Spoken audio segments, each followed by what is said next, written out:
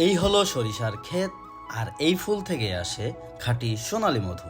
আজকে আমরা দেখব কিভাবে মৌমাছি মধু সংগ্রহ করে আর কিভাবে সেখান থেকে পাওয়া যায় খাঁটি সোনালী মধু।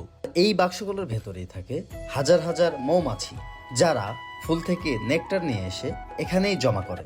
আমরা জানতে চাচ্ছিলাম কিভাবে কি শুরু করেন আপনারা, তো প্রসেসটা যদি একটু বলতেন। প্রসেসটা হচ্ছে 6 মাস এদের পালতে হয়, আগে পালতে হয়। তারপরে আচ্ছা, শুরু হচ্ছে এখন তো ব্যবসা। জি। এই যে 1 তারিখে ঢুকছি, হ্যাঁ, এটাই হচ্ছে প্রথম শুরু। হুম। এই ফুল যখনই পাবো তখন মধু শুরু হবে আর কি। আর এই যে 6 মাস, বাকি 6 মাস, আচ্ছা, এই বাকি 6 মাস এদের আমি 80 বস্তা চিনি খাওয়াইছি। 80 বস্তা? 80 বস্তা অনেক। চিনি, নারায়ণগঞ্জ। আচ্ছা 80 বস্তা চিনি খাওয়াইয়ে তারপর এখানে 1 তারিখ কিন্তু নিয়ে আইছি। আচ্ছা, আনার পর দেখলাম ফুল ভালো ফুটি নাই, ফোটা শুরু হইতেছে, অথচ খাবার কিন্তু খাওয়াইতে হইতেছে, কারণ আচ্ছা। না খাওয়ালে এরা কিন্তু অসুস্থ হয়ে যাবে। জি, তারপর এখানে এসে 2 বস্তা চিনি দেওয়ার পর তারপর দেখলাম যে আবার একটা খাবার পাইতেছে, তখন আর দেবা মানে অফ করে দিছে। অফ করে দিছে। প্রথম উত্তোলন হতে সময় কত দিন লাগে?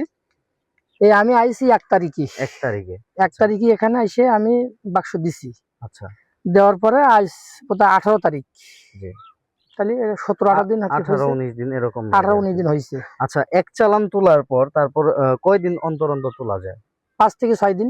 প্রতিটি বাক্সেই একটি রানী মৌমাছি থাকে, যিনি পুরো চাকের নেতা, যিনি মধু সংগ্রহ করে না, ফুলে যায় না, চাক বানায় না, যার প্রধান কাজ ডিম পাড়া এবং চাকের শৃঙ্খলা বজায় রাখা। এখানে রানী মৌমাছিটা কোথায়, এটা একটু কি দেখাতে রানী দিতে পারবেন? মৌমাছি তাহলে আমাকে সব আবার চাক দেখতে হবে।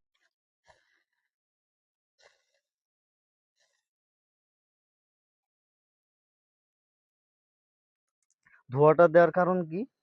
মাছিগুলো নরমাল হয়ে যায়, আচ্ছা, এরা আর কামড় দিতে পারে না।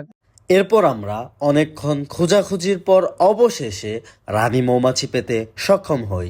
এই যে সবচেয়ে বড় এই যেটা, সবচেয়ে বড় এটা হচ্ছে রানী মৌমাছি। হ্যাঁ, রানী মৌমাছি ওই, যেটা মূলত এই বক্সটার পুরাটার মৌমাছিগুলাকে নিয়ন্ত্রণ করে।